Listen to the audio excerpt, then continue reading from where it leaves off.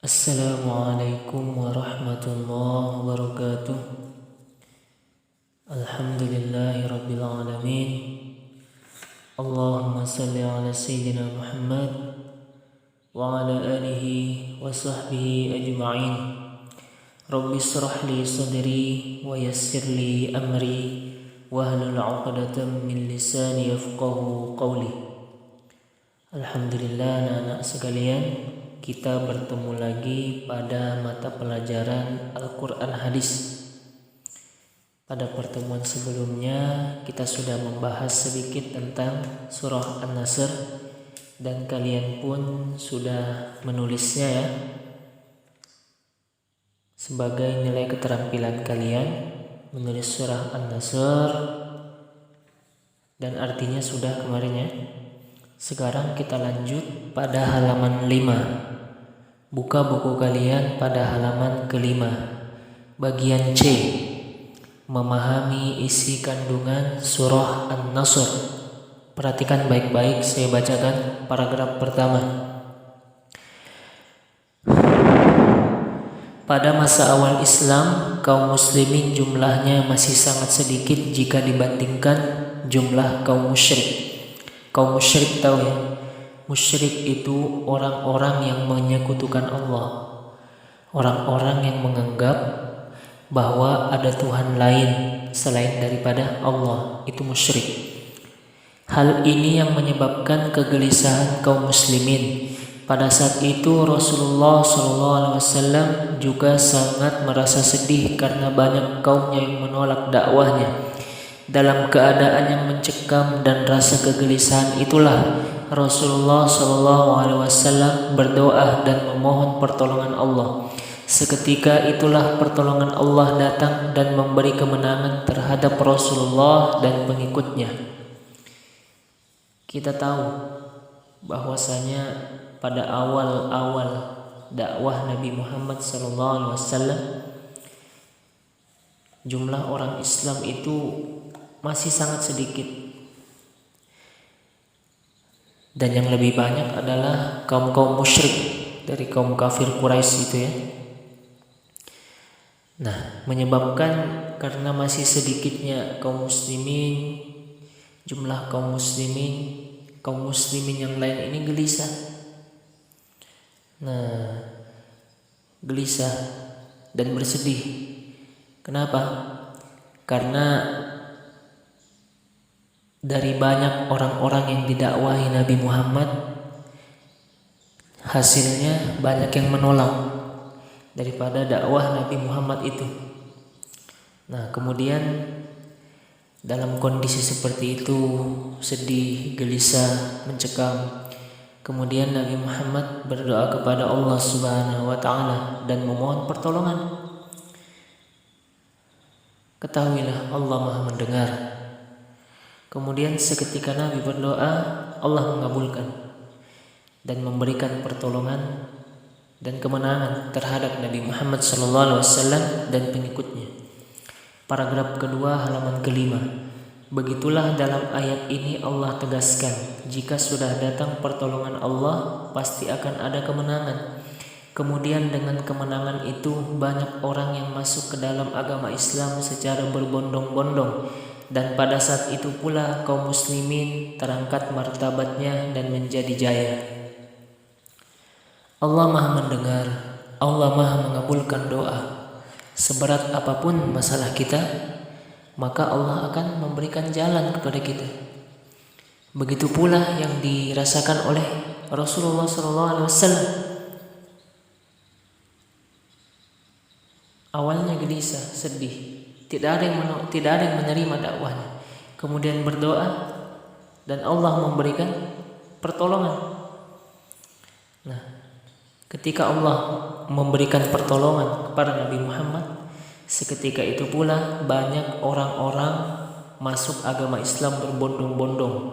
Tahu ya, berbondong-bondong ya, beramai-ramai masuk agama Islam, dan Islam terkenal dan menjadi jaya. Nah, itulah pertolongan Allah. Halaman 6, paragraf pertama. Jelaslah dengan surah ini, jika telah datang pertolongan Allah pasti akan menang.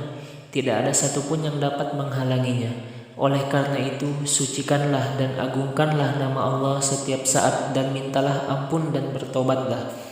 Karena sesungguhnya Allah Maha menerima taubat dan pengampun pada hambanya. Surah An-Nasr tergolong surah Madaniyah.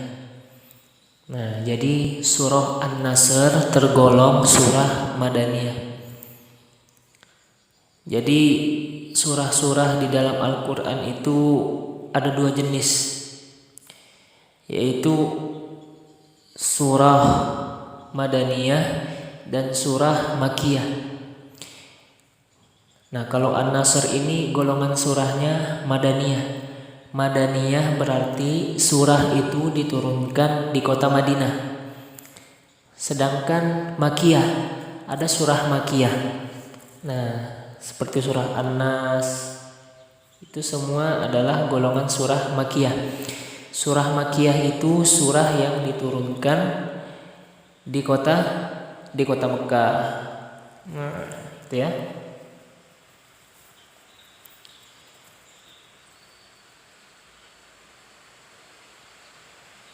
Surah ini diturunkan di kota Mekah, terdiri dari 3 ayat dan diturunkan sesudah surah At-Taubah An-Nasr, artinya pertolongan. Mungkin kalian bertanya, golongan surahnya Madaniyah, tetapi kok diturunkannya di kota Mekah? Kenapa seperti itu? Karena surah An-Nasr ini turun setelah Nabi hijrah ke Madinah. Setelah Nabi hijrah ke Madinah, lalu kembali ke Mekah, dan di Mekah Allah memberikan wahyu, yaitu surah An-Nasr.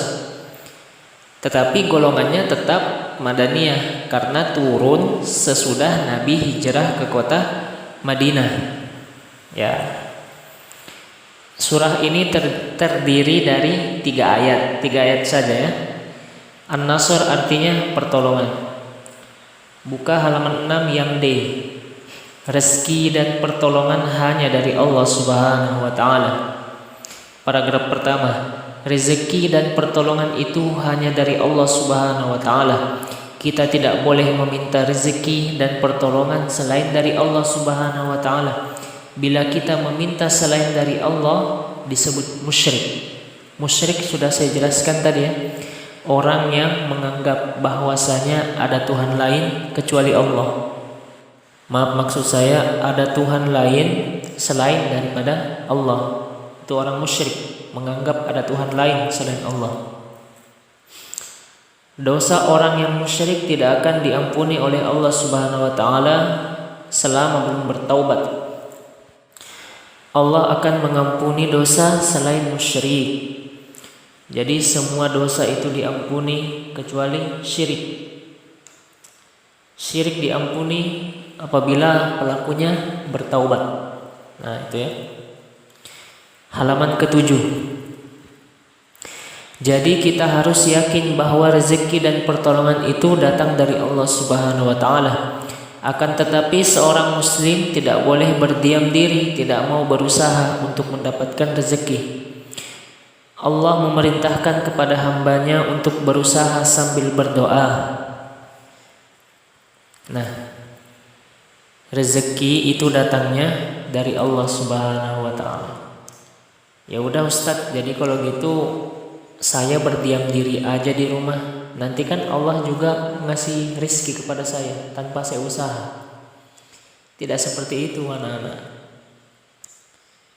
Rizki itu memang sudah diatur Allah, tapi untuk mendapatkan rezeki itu harus ada usaha dari kita. Misalkan kalian mau uang, kalian mau duit nih, tapi kalian cuma berdiam di rumah, tidak ada usaha, dapat enggak duit?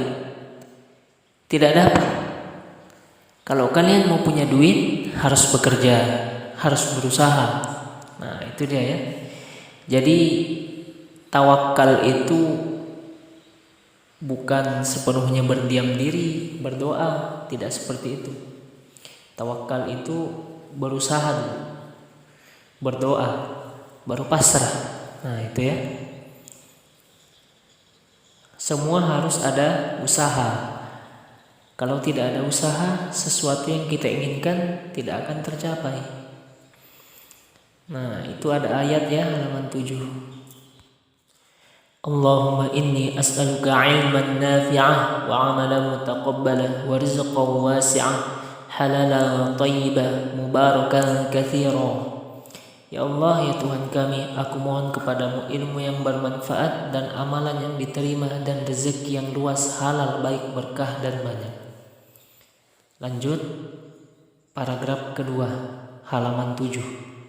Allah akan menerima doa dan permohonan kita untuk mendapatkan pertolongan dan rezeki itu dengan persyaratan sebagai berikut. Jadi doa kita itu akan dikabulkan apabila kita memenuhi beberapa syarat ini. Yang pertama, berdoa dengan sungguh-sungguh. Ini terkadang di sekolah saya lihat kalian masih tidak bersungguh-sungguh dalam berdoa. Berdoa sambil melihat ke atas, berdoa sambil mainan, berdoa sambil bicara dengan teman sebelah. Bagaimana doa kalian mau diterima? Kalau kalian saja dalam berdoa tidak ada sungguh-sungguhnya, tidak akan diterima doa seperti itu. Kalau adabnya tidak ada. Jadi berdoa itu, doa kita diterima apabila kita bersungguh-sungguh, tidak main-main. Yang kedua, berdoa hendaklah diawali dengan membaca istighfar, tasbih, surah Al-Fatihah, salawat Nabi, kemudian 2 kalimat syahadat. Nah sebelum berdoa baca istighfar dulu, Astaghfirullahaladzim, kemudian tasbih, Subhanallah, surah Al-Fatihah, Alhamdulillahirabbil alamin, salawat Nabi, Allahumma sholli ala sayyidina Muhammad, kemudian syahadat, asyhadu an la ilaha illallah. Tapi yang simpel ada, kalian baca Alhamdulillah, kemudian bersolawat kepada Nabi. Setelah itu mintalah apa yang ingin kalian minta. Karena kalau kita tidak bersolawat kepada Nabi sebelum berdoa, maka doa kita itu tertahan. Agar doa kita itu sampai kepada Allah, maka bersolawat kepada Nabi. Nah itulah istimewanya Nabi Muhammad SAW. Tidak akan dikabulkan doamu sebelum kamu bersolawat pada baginda Rasulullah SAW. Allahumma sholli ala sayyidina Muhammad. Yang ketiga, berdoa hendaklah diusahakan menghadap ke arah kiblat. Nah, menghadap ke arah kiblat ya ketika berdoa itu. Yang keempat, meyakini bahwa doa akan diterima oleh Allah Subhanahu wa taala. Setelah berdoa, kalian yakin bahwasanya doa yang kalian minta itu pasti akan diterima oleh Allah. Ustadz, saya sudah berdoa tapi belum dikabulkan Allah. Perlu kalian ketahui, doa itu akan dikabulkan oleh Allah Subhanahu wa taala pada saat yang tepat. Kalian contoh begini, kalian berdoa minta mobil, belum dikabulkan Allah misalkan. Kenapa Allah belum mengabulkan? Kamu minta mobil, Allah belum mengabulkan. Kenapa? Karena Allah tahu mobil itu tidak begitu penting bagimu pada saat ini. Kamu akan membutuhkannya 20 tahun kemudian. Maka 20 tahun kemudian Allah akan berikan kamu mobil. Iya kan? Allah mengabulkan sesuai keadaan kita. Nah itu ya. Jadi kalau kalian berdoa belum dikabulkan, jangan berprasangka buruk kepada Allah. Ketahuilah Allah sangat sayang kepada kamu semua. Allah akan mengabulkan doamu pada waktu yang tepat. Allah itu tidak memberikan apa yang kita minta, tetapi Allah itu memberikan kepada kita apa yang kita butuhkan. Nah, itu ya. Allah tidak memberikan kepada kita apa yang kita minta, tetapi Allah memberikan kepada kita sesuatu yang kita butuhkan. Nah, itu ya. Paham itu baik-baik. Yang kelima, usahakan ketika berdoa mengangkat kedua tangan dan menundukkan kepala kita. Nah, namanya kita berdoa ya angkat tangan dan tundukkan kepala. Sebagai apa? Sebagai rasa takut kita sebagai hamba kepada Allah Subhanahu wa taala. Lanjut, pertolongan dan rezeki tidak akan diberikan Allah bila seorang hamba itu jauh dari Allah, lupa pada Allah.